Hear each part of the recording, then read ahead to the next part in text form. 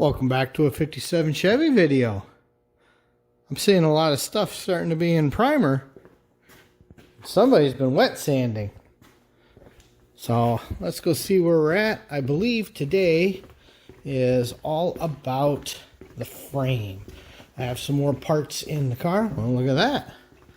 Another fender all primed up.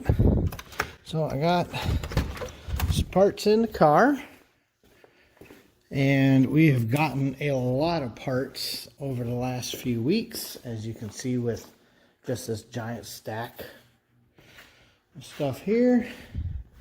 But I think he would like to get this into the paint room soon. So maybe tonight, maybe not, don't know. But I'm pretty sure that's starting to be on his agenda. Don't know how much more of this is coming apart right now, but we'll check back in a little bit. So welcome back to a 57 Chevy video here on ShopDog-Garage.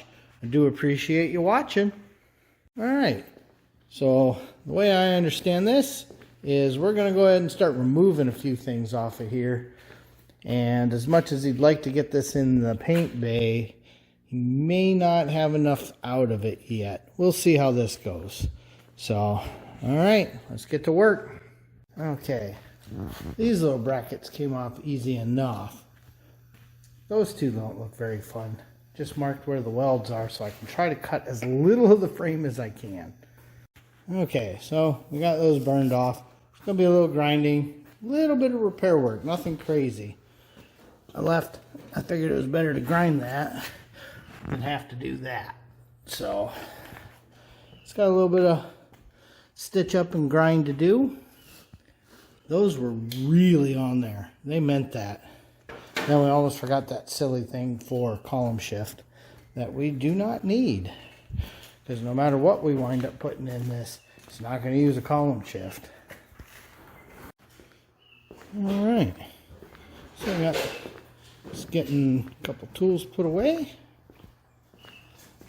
You can see we set these out here where we're less likely to touch them because they're still warm, especially those big braces. But you can see how they're made with two chunks of metal folded over.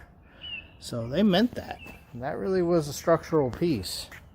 It's time to start disassembling all this crap up front. We think it might be worth taking a minute and spinning that frame around just so we're closer to the tools. There. Well, just pick this end up, drove it out and back. Not a big deal. Well, it's a harder deal now. There's no tire on this side. But we're going to start pulling all this apart. That's pretty basic stuff. Never fun because rust is real, but it's not complicated.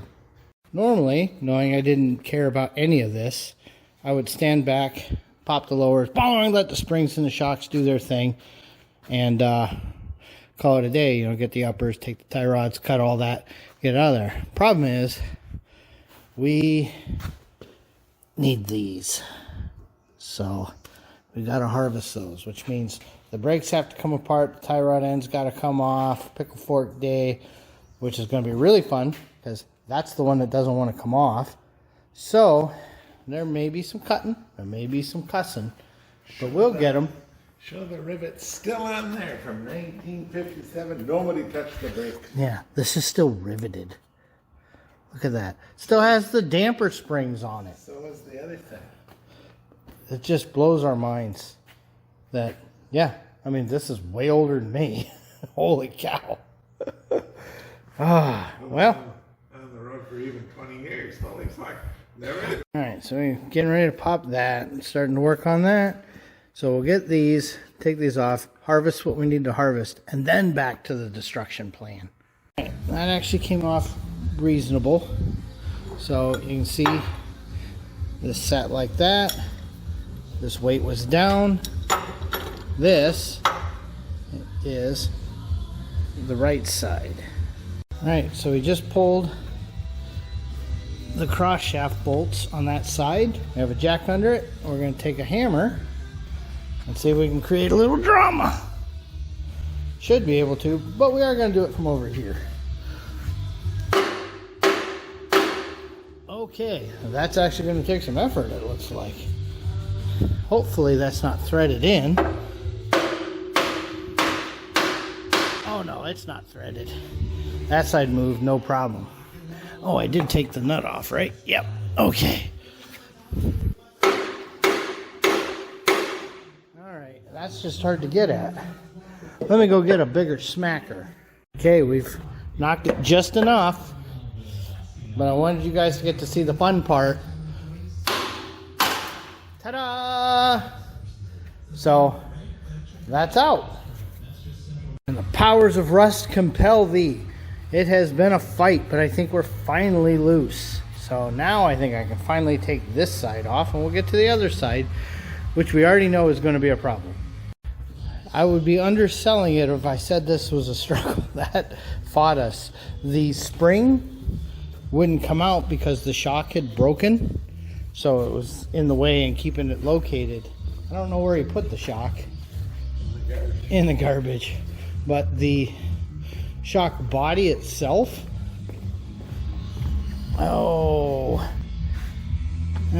here it is.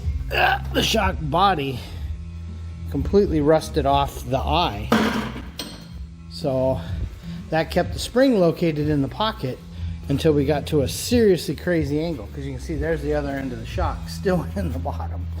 So that made that really interesting. In case you were wondering why we bought new spindles, it's because this race will not come off. I've got notches in it. I've been spinning it with a chisel. We're going to wind up destroying it completely. Well, that was something. That was that. You know, that's why we bought a new spindle though.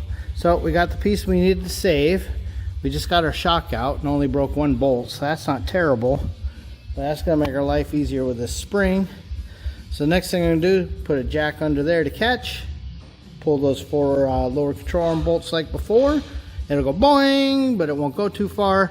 Then we'll pull these guys, knock them through. Boom, everything comes off. Bob's your uncle. Just like that, we're ready to give this thing a whack. We've got those 4 nuts off. If you recall from last time, they're not going to just fall. We had to beat it up last time, so let's not be directly in front of that. Let's be off to the side. Seems like a good idea. So start. See, just like before, it's going to take some persuasion. Okay. Let me make sure I actually got, yeah, everybody's off there except the lock washers are still on there. But they'll come off. We'll be right back. Told you those suckers would fall off. So you can see we got separation there. Let's come over here. Not be directly in front of it. And bam! See? That's why we weren't in front of that. That was a fight. This spring is completely stuck in this perch and will not come out. So we had to muscle that out. And we're fat old guys. So that wore us the hell out. Okay, so next, wow, just like that. Holy monkeys, that was fun. Okay, well, we knew this was going to be a problem. I just can't get over what it took to get that apart. But we had planned on it. So that's still stuck. Doesn't matter, it's all scrap. So alright, we'll be back in a minute. Alright, and with that, we're going to toss her over to ShopRex. It was a nice long night. Got a lot done and we're both tired. You can see he's still sorting out what panels to buy. Trying to get all that figured out. I think we found the panel he wants for these joints, but he hasn't found that yet. So, anyway, thanks for watching. Please like, comment, and subscribe. You know, I'm getting good at saying that all the time. Harlan's washing up a little bit, and we knew it was probably a little optimistic to hope this would get in there today, but that's okay. We're making some progress. Anyway, thanks for watching, and remember, even ShopRex needs to pay attention to what he's doing.